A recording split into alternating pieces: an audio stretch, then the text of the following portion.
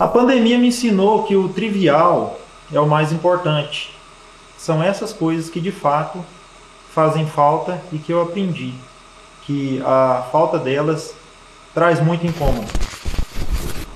A pandemia me ensinou a ressignificar como eu uso a tecnologia e como eu a encaro no meu dia a dia. Oi galera, tudo bem? Esse é o primeiro vídeo de uma série de vídeos que a Mocidade UMP da Igreja Presbiteriana do Novo Horizonte está fazendo. A gente quer falar sobre a nossa relação com esse momento novo que a pandemia, pelo novo coronavírus, impôs a nós, e como as Escrituras, o Evangelho, o Reino de Deus tem algumas respostas para nos ajudar a viver nesse momento. Eu quero, antes de tudo, dizer que a gente está gravando sem máscara, mas com os devidos cuidados que as autoridades na pasta de saúde do nosso país têm indicado, tanto a gente aqui quanto quem está ajudando. E isso é muito importante também, uma recomendação, uma exortação da nossa igreja, que a gente guarde essas indicações. Mas esse é o primeiro vídeo e a gente vai falar, como você viu aí, sobre a nossa relação com a pandemia antes disso acontecer. Como eram as nossas vidas e o que parece que a gente tinha e dava pouco valor e foi tomado de nós, e quais são as implicações. Eu estou aqui hoje com a Verônica e o Rodrigo, presbítero da nossa igreja, a Verônica também da nossa igreja. A Verônica é professora e o Rodrigo é consultor na área farmacêutica da nossa cidade. E quero começar perguntando para eles, para a Verônica especificamente, como que era a sua rotina, o que você vivia, como que era, e depois o que você acha que você perdeu, e como que você foi notando esse espaço sim de... eu sei que você gosta muito de contato físico. Como foi? Primeiro, eu tenho uma rotina muito louca, eu sempre tive uma rotina muito louca. 3 empregos, uma faculdade, então eu tava sempre em movimento, saía de casa cedo, voltava de casa de noite, e tinha envolvimento com a cidade, tinha envolvimento com a UPA, então pra mim era sempre muito lotado a minha agenda. Então, pra mim, o baque maior foi perceber que não dava pra ir pros lugares. Não tava, eu só acordava cedo, a escola ficou um tempo, a gente esperou um pouquinho ainda pra começar a ter as aulas, pra ver se realmente a gente vai continuar tendo aulas ou se ia parar. Então a gente ficou uma semana pra adaptar, pra ver se ia ter aulas online ou não. Mas na primeira semana eu fiquei tipo, cadê a minha rotina? Sim. Cadê eu ter que levantar cedo, eu ir pra uma escola, eu ir pra faculdade, voltar da faculdade, eu tinha que ficar o dia inteiro fora de casa. E parece que isso aconteceu de um dia pro outro, não é? De um domingo pra uma segunda, parece. Exatamente. Que... Principalmente para as escolas foram domingo, sábado começou a conversar sobre, domingo já falou assim, vai parar amanhã. Eu falei assim, não, talvez vai demorar uma semana, mas a segunda já. Sim. A escola estava fechada, a universidade também estava fechada. Aí nesse processo, uma das escolas que eu trabalhava dava aula de xadrez. Tem como você falar assim, eu vou ensinar xadrez para uns menininhos via internet. E aí como que você se adapta a esse momento? Aí foi o xadrez foi um pouco mais difícil. A gente está só trocando materiais, mandando materiais para os meninos. Mas foi estranho pensar que eu não gosto de AD, eu acho que é muito mais difícil, você tem que ter um processo um pouco mais puxado. Pois é, como que foi esse processo? Você falou que teve uma semana, um hiato de uma semana sem definindo se ia continuar as aulas, aí depois começou a EAD. Como foi para vocês, para os professores no geral e para os alunos também? Eu acho que foi um pouco, muito complexo, para ser honesto. Porque primeiro que plataforma usar? Porque a gente não estava preparado para isso.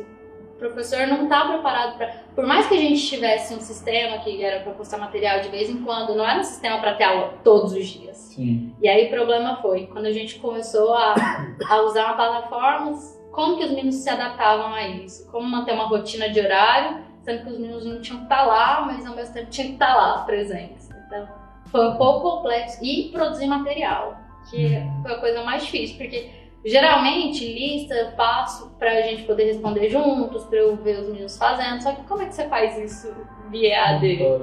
Você manda a lista pro menino, quem vai garantir que ele vai tentar fazer de fato? Que era o que eu gostava de fazer em sala de aula.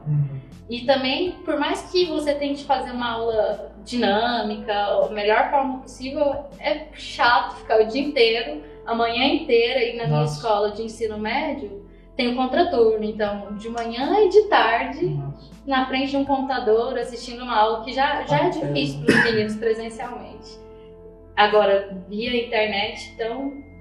E os meninos, por mais que eles gostem muito de usar celular, que têm conhecimento de tecnologia, eles não estavam habituados a estudar pelo celular. Então, foi um processo bem mais penoso, eu acho, para eles, a se adaptar que aquele momento de pegar o celular, de estar na frente do computador, não era diversão, era para estudar. Porque a gente não tem essa cultura, a gente não é acostumado a parar na frente de um computador, parar na frente do celular para estudar. A gente está acostumado a que aquele momento é um momento de entretenimento. Sim, sim. E o Rodrigo, em contrapartida, consegue ver lá na sua casa, eu acho, em relação só à sua filha, como que tá esse processo. Como foi lá para vocês? As duas crianças, na verdade, porque o Guilherme também, apesar de bem novinho, ele já está matriculado, né? Estava no maternal, até ali no Lírios do Campo.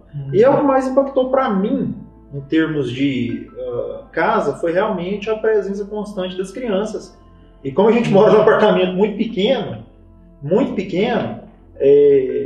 é um estresse assim, bem grande e para nós e para eles, né? Não tem como ser diferente. Então, porque até a área comum do condomínio, né, ela ficou bastante restrita, né? Então, o que pegou mais para mim foi isso, porque profissionalmente eu já trabalho em casa mesmo, como a gente estava conversando, eu já trabalho em casa, então, e trabalho com a indústria farmacêutica, então, se existe um setor demandado nesse momento é a indústria farmacêutica, né? Nossa. Inclusive, houve por parte da Anvisa resoluções para facilitar registro de medicamentos, importação de insumos para combate à pandemia. Isso aí gerou uma carga extra de trabalho na indústria farmacêutica. Como eu acompanho esse pessoal, então... o que aconteceu para mim, na verdade, foi aumentar a quantidade de trabalho e a forma que eu já trabalho. Sim. Os impactos foram, tá vendo? Para você nesse trabalho, para as crianças, sim, desde muito cedo. Sim. Para Verônica. Eu falei para você, Verônica, no nosso roteirinho, falando que você gosta muito de aproximação e toque e abraço. Você sentiu muita falta disso? Nossa, no início foi... na primeira semana, eu acho que a gente teve um evento lá na igreja, eu tava gripada e eu já tava assim, por mais que eu não soubesse que era de fato, eu já tava assim, não vou me atrever. Então, pra mim, já naquele momento eu já senti que já tava diferente a história. E depois de falar, não, olha, é mais seguro agora, e por mais que eu goste muito de abraço, foi que nem eu falei pra uns alunos meus que me perguntaram a mesma coisa, porque eu sou de encostar, de abraçar. Sim. Aí eu falei assim, olha, agora a minha maneira de demonstrar afeto é que, pensando nisso, eu me importo com você, tanto que eu não vou encostar, mas é difícil. Ainda mais pra mim que sou de demonstrar afeto encostando, abraçando, faz falta. Sim. Chegar no lugar e poder abraçar as pessoas. E eu acho que é um momento também que a gente também sente necessidade, né, de carinho, de afeto. Aí agora é se adaptar, tentar passar afeto de outra maneira, por mais que seja difícil. Coisas que a gente encarava como ordinárias, assim, né, às vezes a gente não notava. A gente tá sentindo falta, eu tava pensando isso esses dias. Fui dormir, assim, e aí me veio à mente, assim, quanto tempo eu não aperto a mão de alguém, assim, pra falar a mão mesmo, não é nem um abraço. E eu fiquei pensando ainda quando a gente vai fazer isso com segurança, né? Parece não ser uma perspectiva tão próxima. Mas, Rodrigo, tem uma frase de um teólogo chamado Chesterton, sobre o sobrenome dele, que ele disse que uma maneira de apreciar as coisas é dizer pra gente mesmo que a gente pode perder elas. O que você acha disso? Na esteira dessa frase eu ainda acrescento. A gente, na verdade, só se dá conta do valor das coisas quando a gente perde, porque, na verdade, a gente não tem o hábito de pensar em que vamos perder alguma coisa. Nós não temos o hábito de pensar em perdas, né? E um exemplo disso é que ninguém pensa na morte. A gente pensa na morte dos outros, a gente não pensa na morte da gente, a gente não pensa, a gente raramente pensa na morte dos nossos entes queridos, né? Então essa frase é muito verdadeira, e o que a pandemia trouxe evidenciou o que ela quer dizer, né? Porque não existe, nesse momento, das mais de 7 bilhões de pessoas do mundo, é claro, aquelas que são capazes, que têm consciência, que não estão pensando nesse exato momento naquilo que estão deixando de fazer, naquilo que faziam, né? No que perderam, até mesmo em termos de... A gente sabe que já está tendo um impacto econômico violentíssimo, né?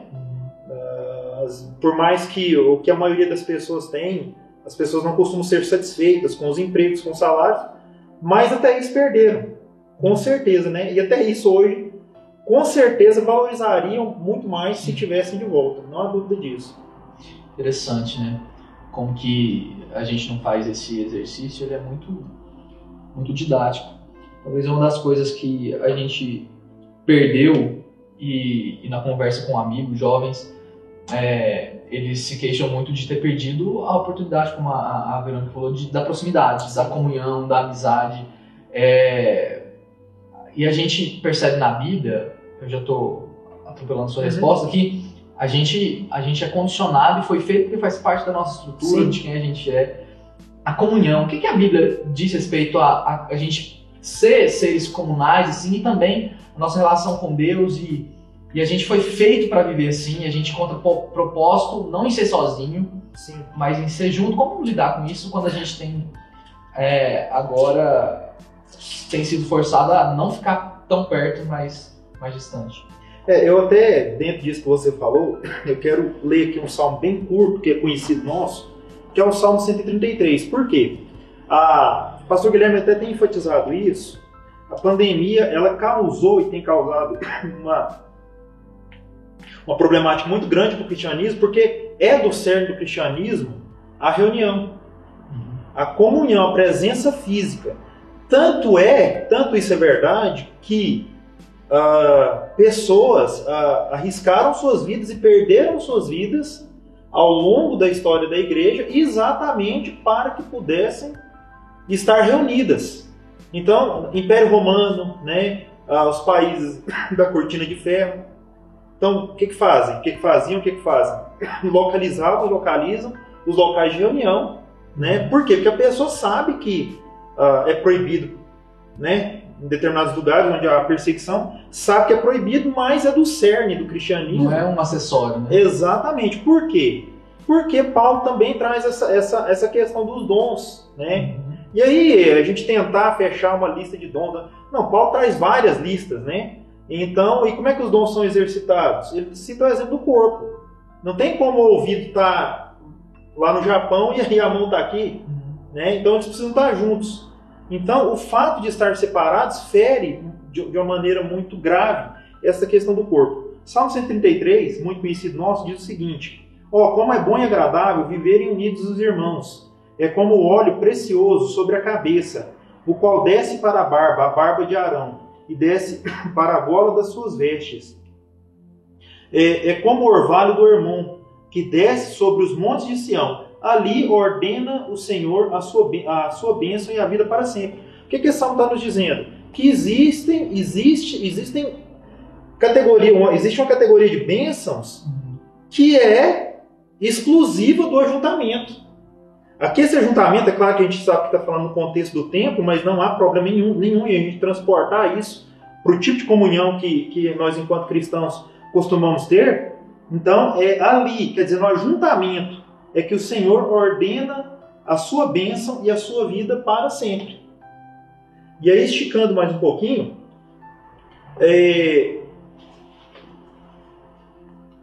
o que nós estamos passando hoje, guardado as devidas proporções, é o que a nação de Israel experimentou com o cativeiro, a nação de Judá experimentou com o cativeiro. Por quê? Eles nunca contavam que o cativeiro pudesse acontecer. Eles olhavam para si como povo eleito de Deus, né? Menina dos olhos de Deus, Jerusalém é onde Deus habita. E Deus, através de seus profetas, avisou por muitas gerações. A gente pega os livros dos reis, os livros dos profetas, a gente vê isso. Em determinado momento, o que Deus faz? Manda o cativeiro. Quando estão no cativeiro, qual que é a problemática? É que havia o centro da comunhão, que era o templo. Por isso que nós temos aquelas questões dos cantos de romagem, né? Então, eles faziam verdadeiras romarias para ir adorar juntos no templo. Ali era o lugar onde eles se congregavam. Quando vem o cativeiro e tira eles do contexto do templo, aí nós caímos, só adiantando um pouco aqui, no que diz o Salmo 137, trata de saudades da pátria, onde o salmista, não vou me deter aqui no texto do Salmo, ele está na Babilônia, ou pelo menos projeta a imagem de quando ele estava na Babilônia, e vê tudo aquilo que ele perdeu a nível de comunhão. Então, como eu disse, guardadas as devidas proporções, né, porque nesse processo aqui, as pessoas foram levadas para 1000 quilômetros de distância, né, e tal, mas a comunhão que nós estamos perdendo é a comunhão que eles perderam também, nesse sentido. Sim, sim, sim. E isso traz à tona o tema da solidão. Claro que é falar de forma negativa sobre isso, porque a gente foi feito, evidentemente, para estar em comunhão, mas o que essa ideia de relacionamento, de relação tão característica da igreja do Senhor Jesus pode nos ensinar acerca do valor das pessoas? Sem dúvida que pode ensinar e ensinar muito. O ser humano, ele tem um mecanismo do costume, né? Nós nos acostumamos com a situação.